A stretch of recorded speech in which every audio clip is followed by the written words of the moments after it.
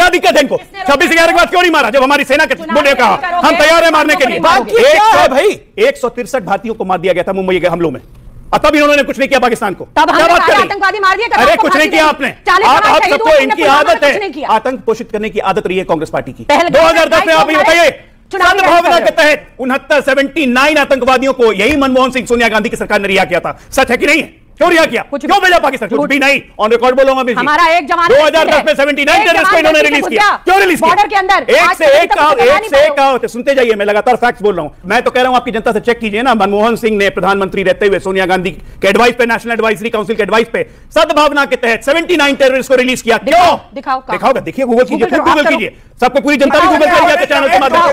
लगातार एक के बाद ने अपने दफ्तर में यासीन मलिक को बुला करके चाय पानी नाश्ता कराया था या नहीं कराया था? और वो आतंकवादी है, आज वो जेल में है। देखिए, इस देश के अंदर एक जो ये ट्रैक टू डिप्लोमेसी के नाम पर जो गंदा खेल खेला गया है, और उसी का पार्ट था कि यासीन मलिक देश के प्रधानमंत्री के दफ्तर में था। वो यासीन मलिक जिसने कश्मीरी हिंदुओं को मरवाया, वो यासीन मलिक जिसने कश्मीर में अलगाववाद को खड़ा करने में मदद करी। एक सेकंड, नहीं सुनना पड़ेगा, सवाल सुनिए पहले, फिर वो विवेक रिएक्ट करिए। ऐसे विवेक ऐसे नहीं होगा, सवाल सुनिए। वो यासीन मलिक आज बदला क्या है ना, लोग जब पूछते हैं 10 सालों के अंदर, बदला यह है कि आज यासीन मलिक बालों से पकड़ के जेल में जाता है और उस टाइम पर प्रधानमंत्री से हाथ मिलाता था। यह बदला है। बिल्कुल गलत। अब आप मेरी बात को सुन लीजिए, जवाब दीजिए। 2025 में खड़े होकर के यासीन मलिक पे उंगली उठाना, हुर्रियत पे उंगली उठाना बड़ा आसान सा काम है, क्योंकि कश्मीर एक तरीके से नॉर्मलिसी की तरफ कब से चल रहा था।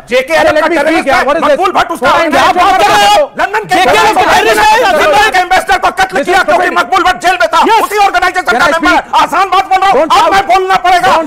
ऐसे कांग्रेस पार्टी के लोग अगर हैं तो मुझे गद्दारों की परिभाषा बोलने की और दिखाने की जरूरत नहीं पड़ेगी। ऐसे लोग आतंकवाद के समर्थन में खड़े रहेंगे तो देश जानेगा कौन है और हुर्रियत क्यों बनाया गया।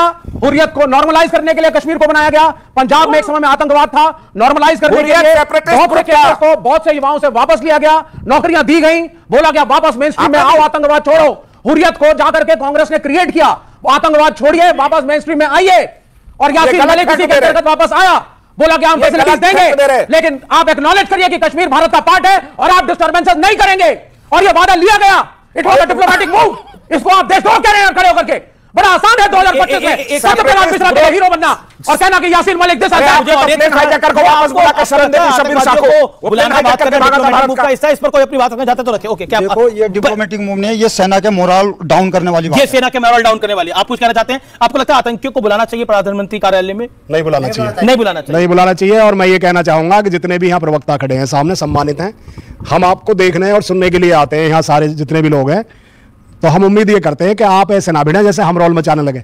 आप एक ही बोलेंगे तो हम सुन भी पाएंगे, हम आवाज नहीं आती। इस बात पे तालियां मेहमानों को भी, ये अच्छी बात है। हमने आज कोई ऐसा मेहमान नहीं है, एक को छोड़कर, मैं कहता हूं वो जो बीच में ज्यादा बोलता हूं, लेकिन फिर भी कभी कभार हो जाता है। ओके, आपका क्या सवाल है? मैडम, मैं आपके पास आता हूं, क्या सवाल? 2014 में मोदी जी सबसे बड़े मुद्दे के साथ आए थे, आतंकवाद को खत्म करने के लिए। 11 साल हो गए सर।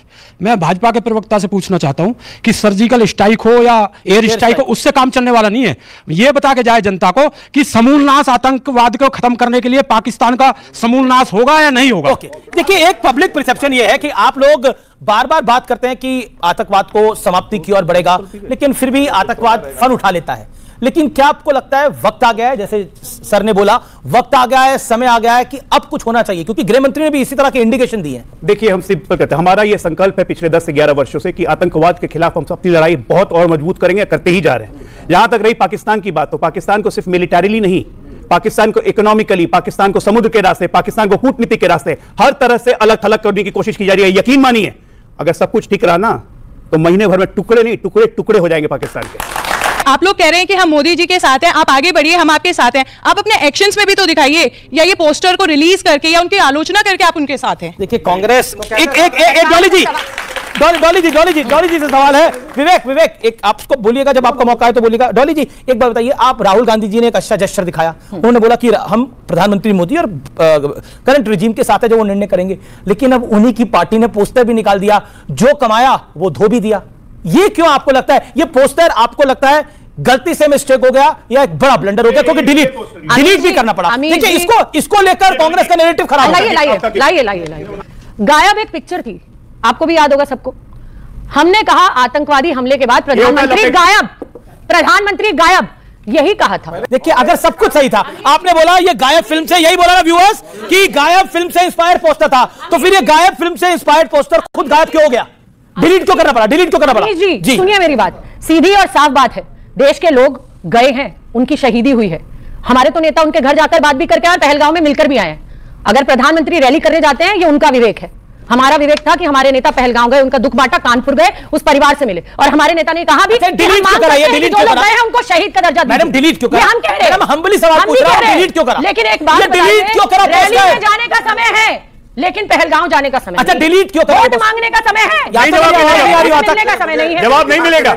मेरा सीधा प्रश्न है, मेरा बहुत सीधा प्रश्न है कि इस नाजुक मौके पर जब भारत की सेना में दमखम है, भारत की सरकार में दमखम है, विपक्ष भ्रम क्यों फैला रहा है? 30 सेकंड इसका जवाब, 30 सेकंड में इसका जवाब। आपने सेना का प्रयोग नहीं करा, कायरों की तरह। बेटे जो क्वेश्चन आपने पूछा था उसका कायरों सुन लो। डिपोर्टेशन हो रहा है इस वक्त, वो बुजुर्ग महिलाएं जो आज कौन कायर है? कौन कायर है? कर रहे हैं, बॉर्डर पे भीड़ लगी हुई है, जगह जगह से मुसलमानों को बोला गया है